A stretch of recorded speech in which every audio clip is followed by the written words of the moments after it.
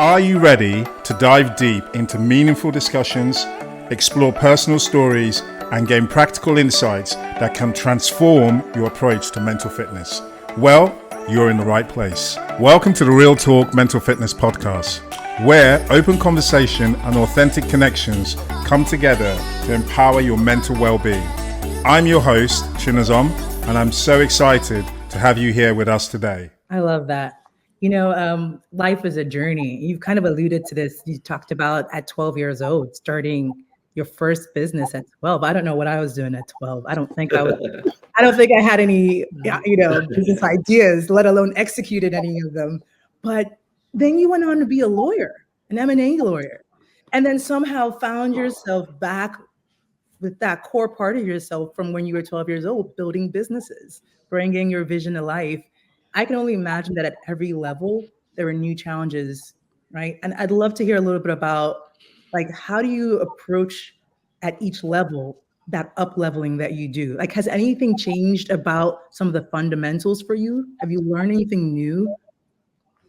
Yeah, I think, I've learned in the last year. So I learned a lot about myself, over the last 20 years. Starting my last company in 2014, we had a daughter going to stage 4 cancer. She had a Wilms tumor that took over her kidney. And I was, a few months into launching that company. And it was a reminder of like, of like the importance of, having a strong foundation of values and community around you, right? Because without that, there's no way I could have been there for her, or my family in any way, right? And like it was my foundation, and those things that led to like her recovery and my own recovery, right?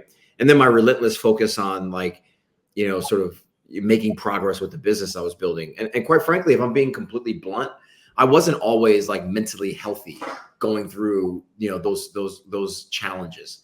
Because I think when you grow up in abject poverty in a place like Baltimore or Bridgeport, like you run from problems. Like you're taught to just run from shit, like because things are hard, right?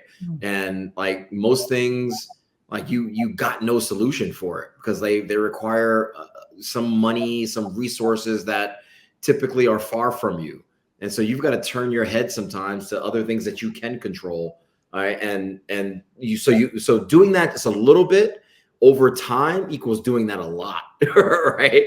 And so I think, at that time, I probably was more in that mindset. Right. And it was a wealth of friends around me that like constantly reminded me of what was important, of like, of giving me the support I needed in those moments, even though I didn't even know, the level of support that I truly needed. Right.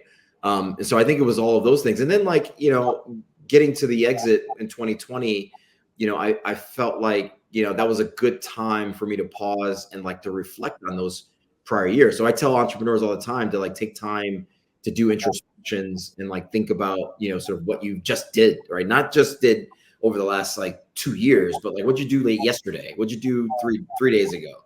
Right. Those things like help to build confidence because like you see little wins, right? And the little wins equal big wins. Right. And so, I haven't always done that well. Right. But I think in the last year, what I've learned is like less is more, less is more.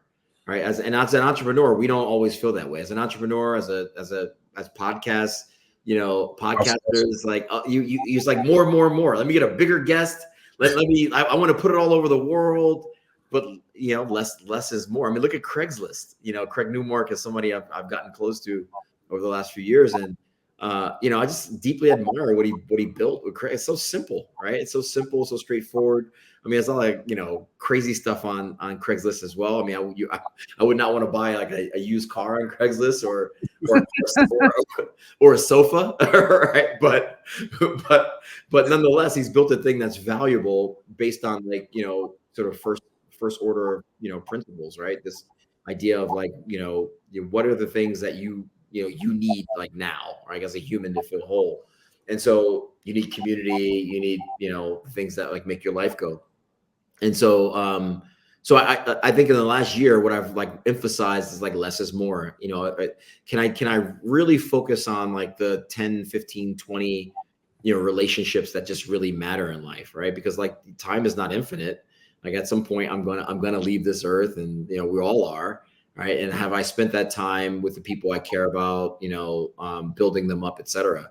And so I think, those are the kinds of things that I think I've emphasized in the last year, and that I've like baked into my, that new learning I've baked into like my operating model. And I think every entrepreneur needs to do that. Every professional needs to do that. Like if you're telling me, I'm one way and I've been this way for 30 years, is this the way I operate? Like, I don't want to be your friend, right? I want to keep learning. I want to keep building. I want to keep growing. And the way you do that is new inputs and updating your operating system.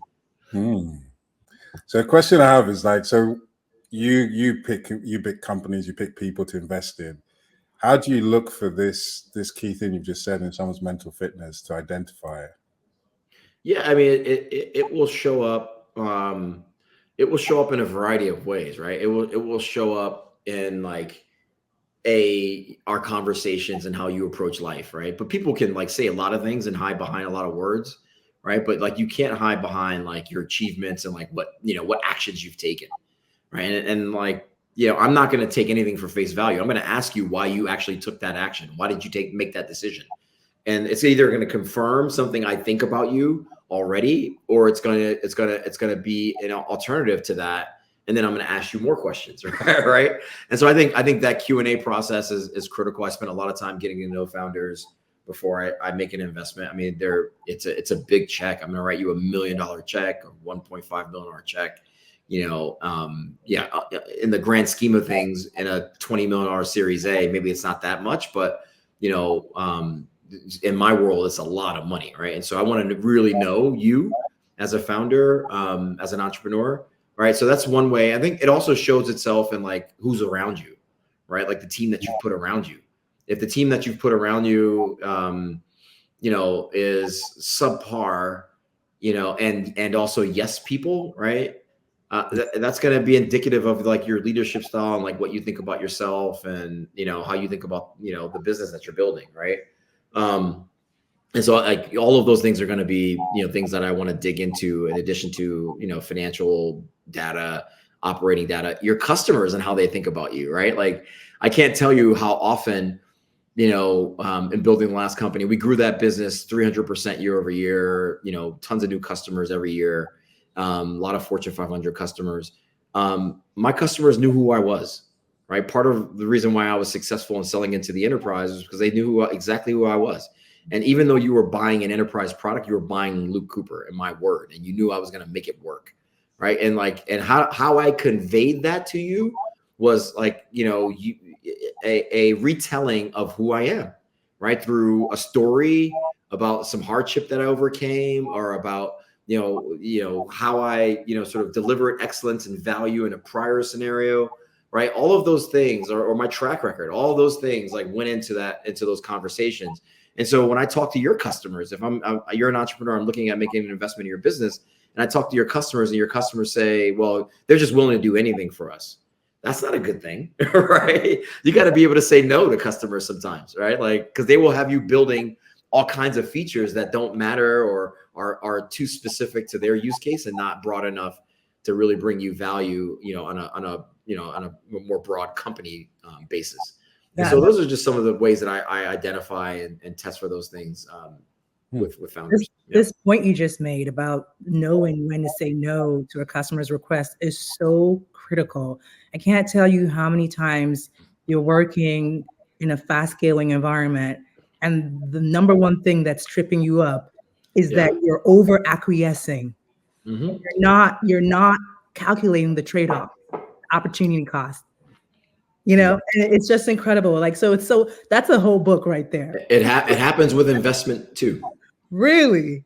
All the time, right? Like you're happy that a VC is talking to you, that you're on the phone, that they're interested in your business. You're willing to give up anything to get a $500,000 check, right? Like in the grand scheme of things, the $500,000 might be a fraction of all the money that you raise, but because it's your first 500,000 or your first 50,000, you're just willing to do things that sort of breach your own trust to yourself. Right. So again, like what this comes down to is really having an understanding of yourself at the heart of it. EJ, if you understand yourself and what you go for, I screw people up with a real basic question. I'll get on panels sometimes, or I'll do talks, or even in the boardroom with folks. I'll just ask a very basic question, and I can't tell you how many. I can't say names of high-end people, rank and file people. Everybody from all walks of life are just stumped. Right? I just like, what do you stand for? I love that one. Yeah. No way. What do you stand for? Most people can't answer that question, right? Because they don't really have, they've never really thought about their own values, right? So at the heart of it, like if you can answer that question, and here are my core values. Here's what I believe in. I believe in, shared consciousness, right? Like I don't want to have like private information in my head that I'm trying to universally share among a team. I believe in, things like, I don't know, what's another core value I could cite here? Like equity and justice, right? Like are things that are important to me. Seeking to learn as opposed to just being understood, right, is important to me, right? If those things are important to you, and then you're talking to an investor that represents the opposite of those things, like why are you so excited about getting a check from that person, right? Why are you chasing a check from that person, right? And so, because like one of the things, you probably didn't see this in your research, but it's out there. It's on afro.com or and a few different mogul.com. There's a couple of different places where this stuff is. But like famously, when I was on the route to raising $6.5 million in my last company, I gave one of our investors almost $1 million back. Right, or $650,000 back of a 1.2 million. I'd raised $1.2 million in a seed round, and I didn't do my homework. So the things I'm talking about, I'm not talking about them because I read them in a book. I'm talking about them because I had to actually practice them in real life. You gave it back. I gave it back. This guy he did not share my values, called me every single day, questioned every single thing after he wrote the check. And then proceeded to try to tell me how to run the company, at a stage when we were well before any sort of Series A or having meaningful revenue or any of that stuff. And he just kept pushing me on those things. And I just made the hard decision to give him his money back. I said, we are not aligned. And he turned beet red when I did that, took it back, and, he forewent, a nice return.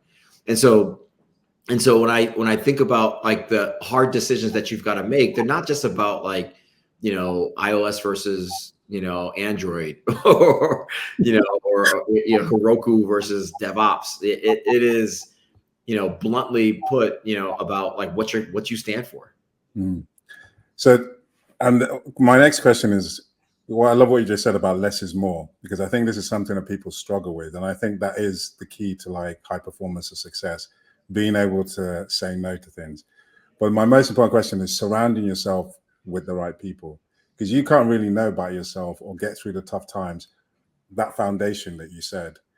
Now, how do you do that in making sure you pick the right people to surround yourself with? And sometimes some people might not quite make the cut and they need to know. How do you make that decision?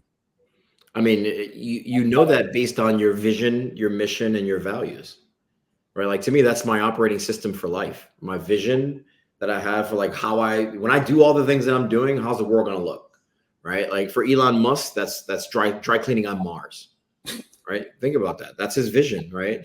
But you can't start there. If you start with dry cleaning on Mars, you fail, right? There's a whole bunch of foundational steps so his mission is not that. His mission is to put a space vehicle into low atmosphere, or to low orbit, so it can use the moon's orbitational pull to send it to Mars, right? That it's a very tactical thing, right? And so if I'm engaging with people who are not connected to my vision, my mission, or my values, right? It's a no-brainer. Why would I bring you into my world to coach me and mentor me on what? We don't share the same values. Right? Now there are times where I think it's important to to learn and understand and just like and hear each other, right? Like we had what happened on January 6th happen. I mean, it's crazy, right? It's scary thing, right? To see people march on Washington, that way, right? I might be curious to understand like why they feel the way they do, right? But like I doubt that they're going to be a mentor to me, right? Anyone who thinks that way, right? But like maybe there's something I'm missing, right? I'm willing to take that chance to learn, right? But I think we should all be open that way, right? But at the same time, it doesn't mean that you allow that energy into your life, right, or into your business. It's just more learning, right? Because you might see something over there, right, that through inference you can bring into the thing that you're building that will make it better somehow, right? And like that's how technology works. There's no new ideas. No one's going to come up with like this like new way of like putting on clothes. Like we're always going to do that the same way. And if it is new, I guarantee you someone else has thought of that. They haven't executed as well, but someone's thought of that. Yeah. Right. But like, your vision, your mission, and your values, are the things that like should not change. That's so awesome. Thank you for sharing that. Yeah, you're welcome. It's been a great conversation so far. Yeah. So we always like to thank you so much for giving your time, Nick. This has been amazing. We always like to end with something you want to share with the world for them to work on their mental fitness. And I wonder what that would be. That gift you want to give. Yeah, there's a great quote by Immanuel Kant. It says something like, "Out of the crooked timber of humanity, nothing can be made straight." And like, what he's really getting at is that like, no matter how hard you try, no matter how much effort you put in, how many, I don't know, online coaching sessions you buy, you're never going to be perfect, right? You're never going to be perfectly straight, right? And so like, accept yourself with all the flaws, what you might perceive as inadequacies, right? Accept and embrace and love yourself with all of those things, right? And then try to focus on the things that you can improve upon or that you want to improve upon, and bring a wealth of people around you that share your vision, your mission, and your values, and make sure you know what they stand for. Wow, I love that. So self-love, and then surround yourself with the right people with the right energy to get better. That's right. And trust yourself. That's it. Great. That's all I got. That's all I got. That was amazing. Yeah. Thank you. That was awesome. And that brings us to the end of another insightful episode of Real Talk. We hope you've enjoyed today's discussion and have gained valuable insights into enhancing your mental well-being and productivity. Now, before we wrap things up, we have an exciting opportunity for you. Are you curious about your mental fitness score?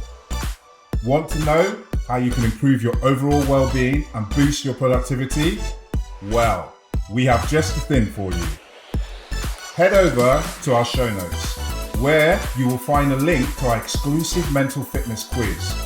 It's a quick and easy assessment that will provide you with a personalized score and actionable steps to enhance your general well-being and productivity. It's like having a personal coach in your pocket. And don't forget to subscribe to Real Talk on your favorite podcast platform. By subscribing, you'll be the first to know when we release new episodes filled with valuable discussions, expert interviews, and practical tips for leading a fulfilling life. You can also connect with me, Chinazom, on social media. Follow me on Twitter, Instagram, and Facebook for daily inspirations, updates on upcoming episodes, and behind-the-scenes peeks into the Real Talk community. Remember, your mental well-being matters, and taking small steps towards improvement can make a significant difference in your life. We're here to support you on your journey. Thank you for tuning in today, and a special thank you to all our listeners who have joined us on this incredible podcasting adventure. Your support means the world to us. Until next time, keep striving for a better version of yourself. Take care and stay mentally fit.